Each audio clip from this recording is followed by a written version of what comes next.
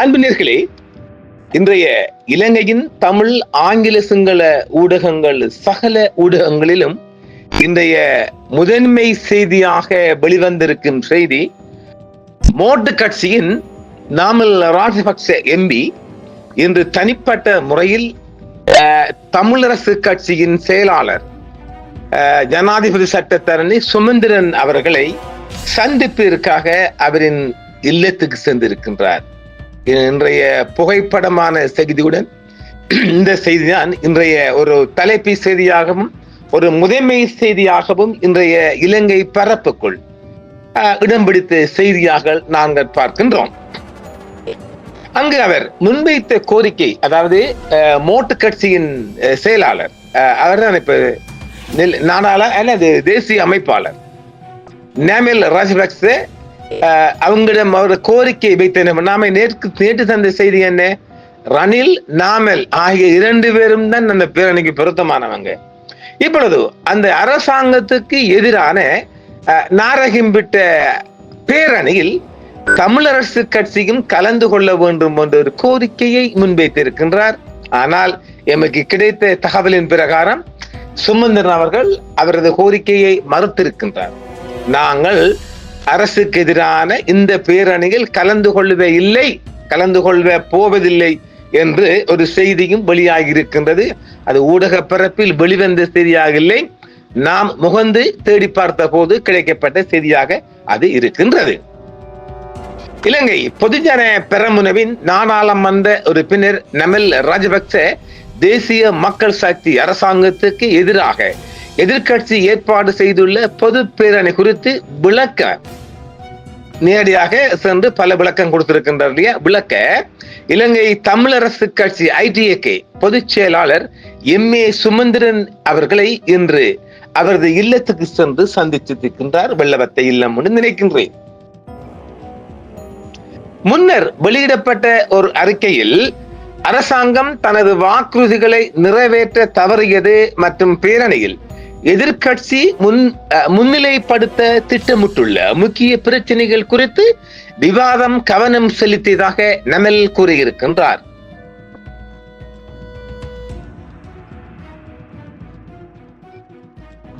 தமிழரசு கட்சி போராட்டத்தில் பங்கேற்காது என்றாலும் எதிர்கட்சியின் முக்கிய அங்கமாக கட்சிக்கு தகவல் தெரிவிப்பது முக்கியம் என்றும் நாமல் ராஜபக்ச தெரிவித்திருக்கின்றார். அப்ப ஆக ஒரு விடயம் முன்வந்திருக்கு. ITAK தமிழரசு கட்சி, இலங்கை தமிழரசு கட்சி இது நாமல் ரணிலின் இந்த பேரணியில் கலந்து கொள்ள மாட்டாது என்பதை நாம் தெளிவாக உறுதியாக சொல்ல முடியும். நாமல் ராஜபக்ச சுமந்திரன் எம்பி அவர்களிடம் வைத்த கோரிக்கை என்னவென்றால், நீண்ட காலமாக தாமதமாகி வரும் மாகாண சபை தேர்தல்கள் மேலும் ஒத்திவைக்கப்படாமல் நடத்தப்பட வேண்டும் என்பதில் இரு தலைவர்களும் ஒப்புக்கொண்டனர். உள்ளாட்சி நிறுவனங்களை வலுப்படுத்த அரசியலமைப்பின்படி இந்த தேர்தல்களை நடத்துவது அவசியம் என்றும் நாமல் ராஜபக்ச சுமந்திரன் அவர்களும் வலியுறுத்தி இருக்கின்றார். இலங்கை பொதுஜன பெரமுன நாடாளுமன்ற உறுப்பினர் தேசிய அமைப்பாளருமான நாமல் ராஜபக்ச இன்று தமிழரசு கட்சி செயலாளர் MA சுமந்திரன் அவர்களை இன்று சந்தித்து மேலதிக விளக்கங்களையும் கொடுத்திருக்கின்றாராம். தற்போதைய அரசியல் முன்னேற்றங்கள் குறித்தும் இருவரும் விவாதித்திருப்பதாகவும் அந்த செய்தி தெரிவிக்கின்றது. NPP அரசாங்கம் தனது வாக்குறுதிகளை நிறைவேற்ற தவறியதாக கூறப்படும் தோல்விகளை எதிர்த்து எதிர்கட்சி ஏற்பாடு செய்துள்ள 21வது பொது பேரணி குறித்து ITAK தலைவருக்கு விளக்கம் அளித்ததாகவும் நாமல் ராஜபக்ச தெரிவித்திருக்கின்றார். இந்த பேரணியில் ITAK பங்கேற்க போவதில்லை என்ற ஒரு செய்தியும் வெளிவந்த நிலையில் இந்த செய்தி வெளிவந்திருக்கின்றது. மிக முக்கியமாக நீண்ட காலமாக ஒத்திவைக்கப்பட்ட மாகாண சபை தேர்தலை நடத்த வேண்டும், காலதாமதமின்றி நடத்தப்பட வேண்டும் என்ற கோரிக்கையை இருவரும் முன்வைத்திருப்பதாகவும் ஒரு தகவல் தெரிவிக்கின்றது. உள்ளூர் நிர்வாகத்தை வலுப்படுத்த இந்த தேர்தல்கள் அவசியம் என்றும் அரசியலமைப்பின்படி தொடர வேண்டும் என்றும் நாமல் ராஜபக்ச வலியுறுத்தி இருக்கின்றார். இங்கு நாம் ஒரு விடயத்தை தெளிவாக மீண்டும் மீண்டும் ஆழமாக பதிய வைக்கும் விடயம் என்னவென்றால், நாம் ஏற்கனவே சொன்னது போன்று நாமல் ராஜபக்சையும் ரணில் விக்ரமசிங்கவும் விரும்புகின்ற ஆசைப்படுகின்ற அரசுக்கு எதிரான பேரணி வெற்றி பெற போவதில்லை. அதை நாம தெளிவா இருக்கம் இல்லை, உறுதியா சொல்றோம் இல்லை. ஆனாலும் இந்த தரையில் விழுந்தாலும் மீசையில் மண்படாத கபரிமான் என்ற ஒரு வார்த்தை இருக்கு இல்லையா? இப்பொழுது நமல் ராஜபக்சேயால் ஆரம்பிக்கப்பட்ட இந்த பேரணி எப்படி நடத்தி ஆகணுமாம், இல்லாட்டி அவங்களோட மானம் கப்பல் ஏறிவிடும் என்ற ஒரு கதையும் அவங்க மோட்டு காட்சிக்குள் இருக்கின்றன. ஏனெனில் இந்த பேரணி புஸ்வானம் ஆயிற்று என்றால் எதிர்வரும் காலங்களில் எந்த ஒரு பேரணியும் நடத்த முடியாத நிலைமைக்கு தள்ளப்படுவார்கள். இதுதான் நீங்க ஹைலைட்ஸ். ஆக இன்னும் ஒரு செய்தி எட்டு இருக்கு. நாம் நேற்று சொன்னோம் இல்லையா, மேக்சிமம் ஆக கூடியது 5000 மக்களை திரட்ட முடியும் என்று. எல்லா புகழும் இறைவனுக்கு. இலங்கையின் ஒற்றற்படை, நீங்க கொஞ்சம் தமிழ்ல வழங்கிக் கொள்ளுங்க, இலங்கையின் ஒற்றற்படை அரசுக்கு ஒரு தகவல் கொடுத்திருக்கின்றதாம். அது இன்று நண்பகல் செய்தியாக வெளிவரப் போகின்றது நினைக்கின்றேன்.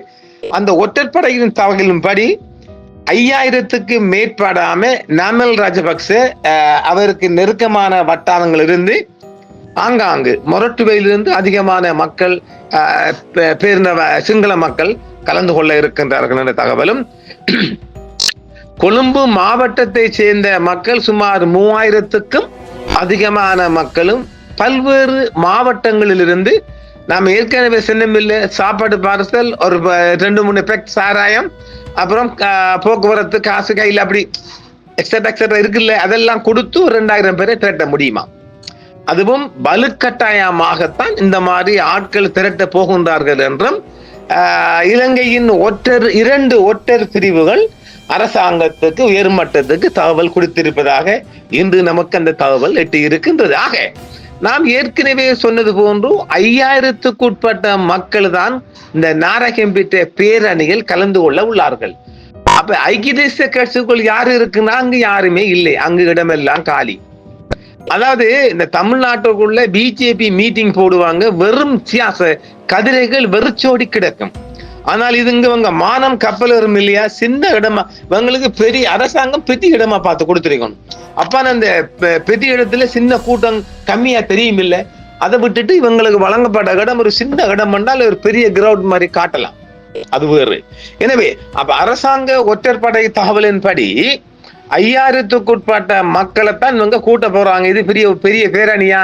யாரு மீனவன் போறான், யாரு வர்த்தக மக்கள் போறாங்க? யாருமே போகல. ஆக இது ஒரு புஸ்வானமாக போகுது. இப்ப நமல் ராஜபக்ச மூக்குடை பட போகின்றார். ஆனால் அவர் எதிர்பார்த்த என்னென்னால், இப்ப வடகிழக்கில் ஒரு ஸ்ட்ராங்காக, அதாவது தமிழரசு கட்சி ஐடிஏகே இந்த மீட்டிங் அந்த பேரணியில் கலந்து கொண்டால் ஓரளவு இந்த தமிழ் மக்களும் எங்களுடைய இருக்கிறாங்கன்னு காட்டிக்கொள்ள பாக்குறாங்க. தம்பி, நாங்க மீண்டும் மீண்டும் சொல்கின்றோம், ராஜா முடியாது ராஜா, வாய்ப்பே இல்லை ராஜா, நீங்க என்னதான் கூத்தடிச்சாலும் இந்த பேரணி வெற்றி பெற போவதில்லை என்பதை நாங்கள் மீண்டும் மீண்டும் 21ஆம் தேதி வரை நாங்கள் சொல்ல போகின்றோம். ஒருபோது இவங்களுக்கு இது வெற்றி அளிக்க போவதில்லை. ஆனாலும் ஒரு பல்ஸ் பாக்குறாங்க, அங்கிட்டு இங்கிட்டு தேடி ஆள் பிடிப்பது போன்று, அதாவது இந்த வேலை களங்களுக்கு, இந்த ஃபீல்டுகளுக்கு ஆட்கள் பிடிப்பது போன்று நாமல் ராஜபக்ச முடிந்தளவும் முயற்சி பண்ணுகின்றார். இந்த பேரணியை ஒரு சிறப்பாக நடத்தலாம் என்று. ராஜா, வாய்ப்பே இல்லை தம்பி, அதுக்குரிய வாய்ப்பே உங்களுக்கு இல்லை. நீங்க என்னதான் கூத்தடிச்சாலும் மீண்டும் இந்த அரசாங்கம் ஆட்சியில் அமரத்தான் போகின்றது. நீங்கள் அரசுக்கு எதிராக என்ன கொடி பிடிச்சாலும் அந்த கொடி வெற்றி பெற போவதில்லை. அரசாங்கம் இதற்கு இடைஞ்சலாக எதுவும் செய்ய போவதில்லை. ஆனால் அரசின் ஒற்றற்படை மிக தீவிரமாக சில தகவல்கள் பெற்றிருக்கின்றார்கள், எங்கெங்கு இவர்கள் அதிக அளவு கலந்து கொள்ள போகின்றார்கள்.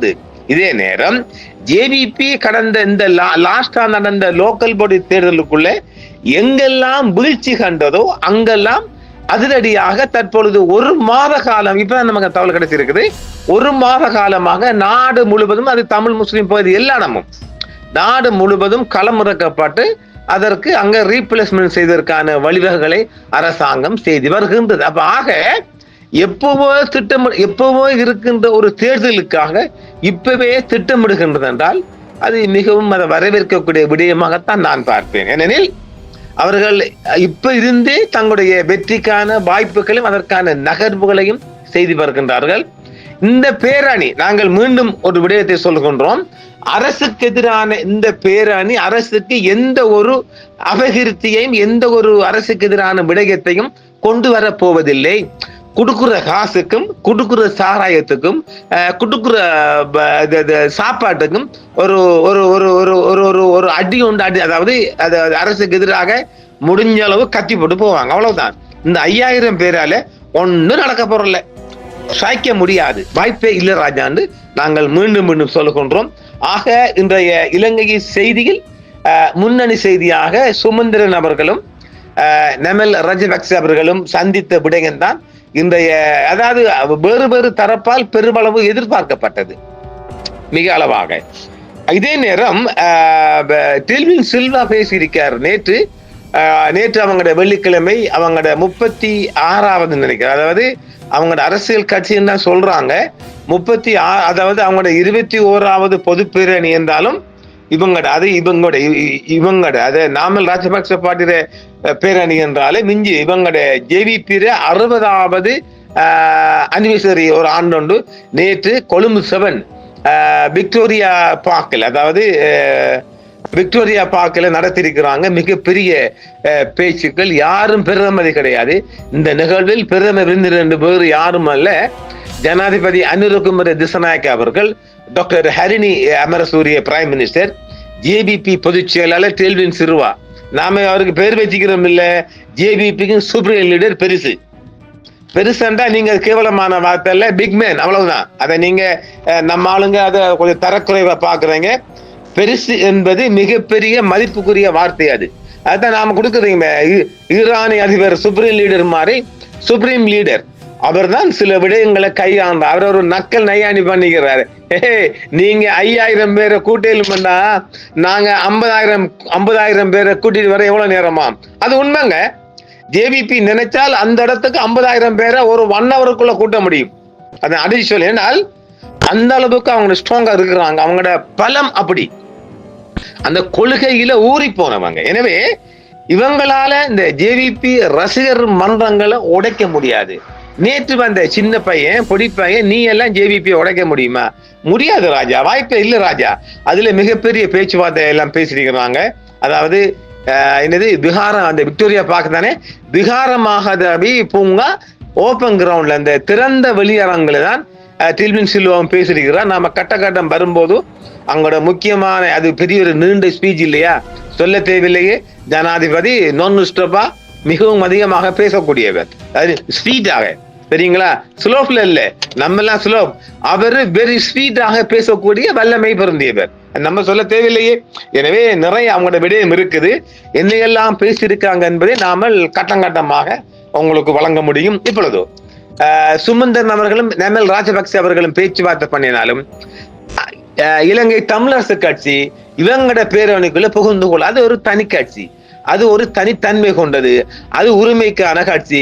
நாமல் ராஜபக்ச பார்ட்டிக்கு எல்லாம் விலை போகாது என்பதையும் சொல்லி, நாங்கள் தமிழுக்கு என்றும் உயிரோடு இருக்கின்றோம், தமிழுடன் இருக்கின்றோம் என்பதையும் கூறி, நாங்கள் எப்போதும் தமிழுடன் நாங்கள் ஒன்றோட கலந்தவர்கள், இரண்டோட கலந்தவர்கள், ஒன்றோட கலந்தவர்கள் என்பதையும் சொல்லி மீண்டும் மற்றொரு நிகழ்வில் சந்திப்போம். நன்றி நேயர்களே. என்றும் உங்களுடன் சன்ரைஸ் இந்தியா டிவி சப்ஸ்கிரைப் பண்ணுங்கள், பெல் பட்டனையும் கிளிக் செய்யுங்கள். உங்கள் ஆதரவே எங்கள் சேவை, ஆதரவு தாருங்கள், அரவணைப்போம்.